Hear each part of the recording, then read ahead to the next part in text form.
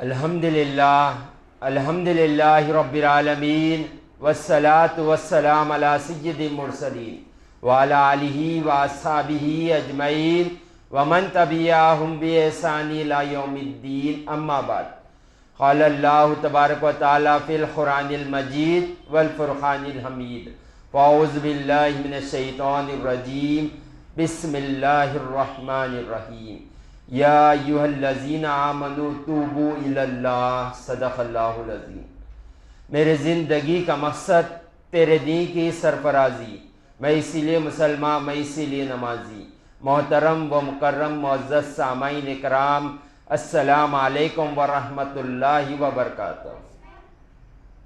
ابھی میں نے جو آیت مبارکہ کی تلاوت کی، اس میں اللہ تعالیٰ ارشاد فرماتا ہے، اے ایمان والو، اللہ کی طرف توبہ کرو۔ اللہ تعالیٰ اپنے ماننے والوں کو مخاطب ہو کر کہہ رہا ہے کہ اے مجھے ماننے والو، میری بارگاہ میں توبہ کرو، سچے دل سے توبہ کرو، اللہ کے ڈر سے توبہ کرو، آئندہ گناہ نہ کرنے کی نیت سے توبہ کرو۔ تو ہوگا کیا؟ نبی کریم صلی اللہ علیہ وآلہ وسلم نے ارشاد فرمایا، کوئی بندہ اگر توبہ کرتا ہے تو ایسے ہے جیسے اس نے گناہ کیا ہی نہیں۔ جب یہ شرائط کے ساتھ بندہ توبہ کرتا ہے کہ آئندہ گناہ نہیں کروں گا، اور اللہ کے خوف سے کرتا ہے اور شرمندگی میں توبہ کرتا ہے، تو اللہ اس کو ایسے معاف فرما دیتا ہے جیسے اس نے گناہ کیا ہی نہیں۔ تو ہمیں اللہ کی بارگاہ میں توبہ کرنی چاہیے، اس کے بڑے فضیلتیں آئی ہے۔ حضور پاک صلی اللہ علیہ وآلہ وسلم نے ارشاد فرمایا، جو شخص یہ چاہتا ہے کہ وہ اللہ سے ملاقات کرے تو اللہ بھی چاہتا ہے اس سے ملاقات کرے، اور جو شخص یہ نہیں چاہتا کہ اللہ سے ملاقات کرے، اللہ بھی نہیں چاہتا کہ اس سے ملاقات کرے۔ تو جو شخص چاہتا ہے کہ اللہ سے ملاقات کرے تو اللہ بھی چاہتا ہے کہ اس سے ملاقات کرے۔ تو ہر کوئی جا کر اللہ سے تو ملاقات نہیں کر سکتا، جیسی چاہے حالت میں جا کر اللہ سے ملاقات نہیں ہو سکتی۔ اگر ہمیں اچھی دعوت میں جانا ہے، ایم پی سے ملنے جانا ہے، سی ایم سے ملنے جانا ہے، تو ہم روڈ کے کپڑوں سے اٹھ کر نہیں چلے جاتے، اچھا لباس، اچھی خوشبو لگا کے اس کے پاس جاتے، اور اپنے آپ کو جتنا ہو سکا اچھے سے اچھا نکھارنے کے لے کر جاتے، کیونکہ اچھے لوگوں کے پاس جا رہے ہیں۔ تو اللہ تعالیٰ سب سے زیادہ پاکیزہ، سب سے زیادہ بندے کے دلوں کو جاننے والا، تو اس کی بارگاہ میں جب بھی جائیں تو ایسے جائیں کہ دل میں کسی کے لیے حسد، کسی کے لیے کینہ، کسی کے لیے بغض، کسی کے لیے عداوت نہ ہو، نہ ہمارے ظاہری گناہ اللہ کے سامنے ظاہر ہو، نہ ہمارے باطنی گناہ ظاہر۔ تو یہ کیسے ہوگا؟ تو اللہ کی بارگاہ میں سچے دل سے جب توبہ کر لیں گے تو حال یہ ہوگا کہ آپ کے ظاہر بھی پاک ہو جائے گا، آپ کا باطن بھی پاک ہو جائے گا۔ اللہ قرآن میں ارشاد فرماتا ہے ایک مقام پر کہ اللہ محبوب رکھتا ہے ان شخص کو جو توبہ کرتے اور پاک صاف رہتے ہیں۔ تو یہاں پاک صاف سے مراد ظاہری بھی اور باطنی دونوں ہیں۔ تو ہمیں اپنے آپ کو اللہ کی بارگاہ میں ہر وقت رجوع کرنا چاہیے، ہر وقت اپنے غلطیوں پر اللہ کی بارگاہ میں توبہ کرنا چاہیے۔ حضور پاک صلی اللہ علیہ وآلہ وسلم نے ارشاد فرمایا، میں دن میں 70 مرتبہ اللہ کی بارگاہ میں استغفار کرتا ہوں۔ اس کا یہ مطلب نہیں ہے کہ حضور پاک صلی اللہ علیہ وسلم گناہوں پہ توبہ کرتے تھے۔ حضور پاک صلی اللہ علیہ وسلم اس آیت کے پیش نظر اللہ کی بارگاہ میں استغفار کرتے تھے، جو اللہ فرماتا ہے توبہ کرنے والے کو میں اپنا محبوب رکھتا ہوں۔ حضور پاک صلی اللہ علیہ وآلہ وسلم وہ شخصیت ہے جس کی رضا اللہ چاہتا ہے۔ تو حضور پاک صلی اللہ علیہ وسلم تمام انبیاء گناہوں سے معصوم ہوا کرتے، وہ گناہوں سے پاک ہوا کرتے۔ تو ہمیں اپنی زندگیوں کو دیکھنے چاہیے کہ ہم اللہ کی بارگاہ میں رجوع ہو رہے یا نہیں ہو رہے۔ ایک شخص تھا، اس کی عادت تھی کہ جب کبھی گناہ ہو جاتا تو یہ کیا کرتا تھا کہ شرمندگی سے، ندامت سے، اللہ کے ڈر سے ہر ایک روز ایک دفتر میں لکھا کرتا تھا، بک میں نوٹ کیا کرتا تھا گناہ کو۔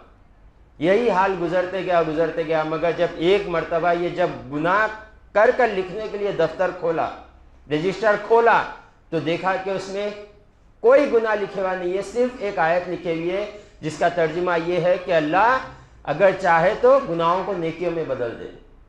تو بندہ سچے دل سے جب توبہ کرتا ہے تو اللہ تعالیٰ اس کے کفر کو ایمان سے بدل دیتا ہے، اس کے گناہوں کو نیکیوں سے بدل دیتا ہے۔ اللہ مقتدر ہے، اللہ قادر مطلق ہے، جو چاہے کرے۔ کوئی اس سے پوچھنے والا نہیں ہے، وہ کسی کو جواب دینے والا نہیں ہے، جسے چاہے جو چاہے وہ عطا کرے، اس کی کائنات ہے، وہ مالک ہے، اگر چاہے تو نیکوکار کو اٹھا کر جہنم میں ڈال دے اور بدکار کو اٹھا کر جنت میں ڈال دے، وہ قادر مطلق ہے، مگر اس نے قانون بنایا ہے، جو اچھے ہوں گے وہ جنت میں جائیں گے، جو برے ہوں گے وہ جہنم میں جائیں گے۔ تو ہم اپنے زندگیوں کو دیکھیں، اور یہ عمر فاروق رضی اللہ تعالیٰ عنہ کا واقعہ تو ہمیں اللہ کی رحمت سے جوڑ دیتا ہے۔ حضرت عمر فاروق رضی اللہ تعالیٰ عنہ ایک مرتبہ مدینے کی گلی سے جا رہے، دیکھا ایک شخص آ رہا ہے، ہاتھ میں شراب کی بوتل ہے۔ جیسے ہی وہ شخص عمر فاروق رضی اللہ تعالیٰ عنہ کو دیکھتا ہے، وہ بوتل اپنے چادر میں چھپا لیتا ہے۔ عمر فاروق رضی اللہ تعالیٰ عنہ قریب جا کر پوچھتے ہیں وہ بوتل میں کیا ہے؟ تو وہ شخص اسی وقت دل میں توبہ کرنے لگتا ہے، اے اللہ آج عمر کے سامنے رسوائی سے بچا لے، عمر کے غضب سے بچا لے، تیری بارگاہ میں سچی توبہ کرتا ہوں، آج کے بعد شراب کو ہاتھ نہیں لگاؤں۔ تو شرابی ڈرتے عمر فاروق رضی اللہ تعالیٰ عنہ کو کہا کہ اس میں سرکہ ہے، تو عمر فاروق رضی اللہ تعالیٰ عنہ جب لے کر سنگے تو وہ سرکے میں تبدیل ہو گیا۔ تو اللہ کی رحمت اس قدر بندے کی طرف متوجہ ہوتی ہے، کتنی لمحوں کی بات ہے، دل میں توبہ کی، اللہ نے اثر بتا دیا۔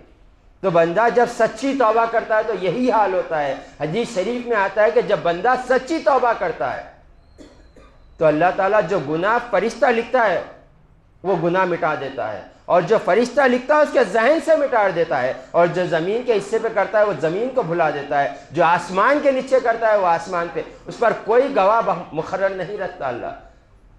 تو ہمیں چاہیے کہ ہم اللہ کی بارگاہ میں سچی توبہ کریں۔ ایک مرتبہ ابو ہریرہ رضی اللہ تعالیٰ عنہ حضور پاک صلی اللہ علیہ وسلم کے ساتھ عشاء کی نماز پڑھ کے گھر کی طرف رخصت ہو رہے تھے، جیسے ہی جا رہے تھے راستے میں ایک عورت ملی، اور ابو ہریرہ رضی اللہ تعالیٰ عنہ سے پوچھنے لگی، اے ابو ہریرہ کیا اللہ کے پاس ہر گناہ کی معافی ہے؟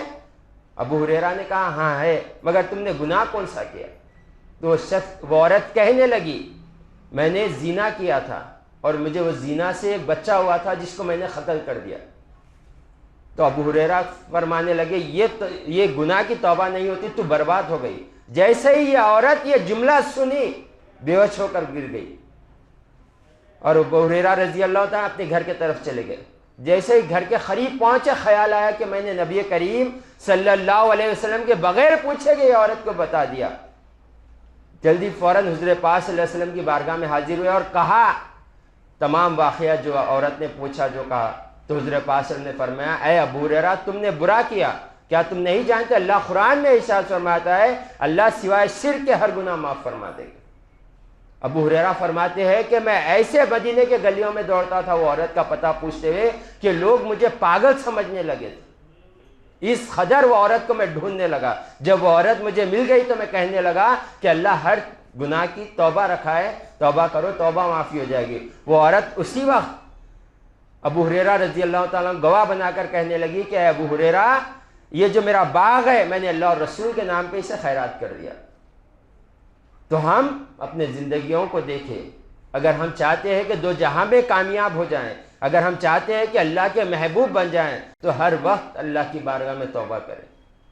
اس کا فائدہ یہ ہوتا ہے کہ اللہ ہمیں اپنا محبوب بنا لیتا ہے۔ حضور پاک صلی اللہ علیہ وآلہ وسلم باکثرت اسی لیے توبہ کرتے تھے کہ اللہ تعالیٰ وہ بندہ پسند فرماتا ہے اللہ جو بندہ کثرت سے استغفار کیا کرے۔ تو ہم اپنی زندگیوں کو دیکھیں، ہمیں کتنی عمریں ہو گئی ہے، 30 سال 40 سال 50 سال ہماری عمر ہو گئی ہے رب کی نافرمانی، اس کے باوجود ہم اس کی بارگاہ میں توبہ نہیں کرتے۔ بزرگان دین فرماتے ہیں کہ مبارک ہو شخص کو جو سچے دل سے توبہ کرتا ہے، کیونکہ توبہ وہی کرتا ہے جس کے اللہ توبہ قبول کرنا چاہتا ہے۔ تو ہمیں چاہیے کہ اللہ کی بارگاہ میں توبہ کریں۔ ہم بھی اللہ کی بارگاہ میں توبہ کرتے ہیں اس امید سے کہ نبی کریم صلی اللہ علیہ وآلہ وسلم نے ارشاد فرمایا اگر کوئی بندہ اللہ کی بارگاہ میں ہاتھ اٹھاتا ہے تو اللہ کو حیا آتی ہے اس کے خالی ہاتھ لوٹانے کے لیے۔ ہم اسی نیت سے اللہ کی بارگاہ میں توبہ کرتے ہیں اللہ ہمارے گناہوں کو معاف فرما دے، یا اللہ ہم سچے دل سے تیری بارگاہ میں توبہ کرتے ہیں اللہ ہمارے گناہوں کو معاف فرما۔ وآخر دعوانا ان الحمد للہ رب العالمین۔